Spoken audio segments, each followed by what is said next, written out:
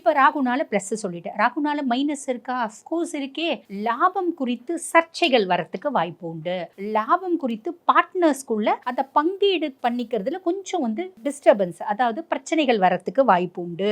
உங்களோட மூத்த சகோதர சகோதரிகள்னால ஆதாயம் உண்டு. அதே மாதிரி அவங்க கிட்ட நீங்க கொஞ்சம் அமைதியா போறீங்க அப்படின்னு பிரச்சனை கிடையாது. இல்லைன்னா அவங்களுக்கும் உங்களுக்குமான ஒரு விதமான மன சஞ்சலங்கள் அப்படின்றது வரத்துக்கு வாய்ப்பு உண்டு. ஃப்ரெண்ட்ஸ் ரொம்ப சப்போர்ட்டிவா இருப்பாங்க. அட் த சேம் டைம் ஃப்ரெண்ட்ஸ்னால நல்ல லாபம் கிடைக்கும். அட் த சேம் டைம் ஃப்ரெண்ட்ஸ்னால சின்ன சின்ன பிரச்சனைகள்லயும் மாட்டிக்கிறதுக்கு வாய்ப்பு உண்டு. என்னம்மா சொல்றீங்க? பிளஸும் சொல்றீங்க, மைனஸும் சொல்றீங்க.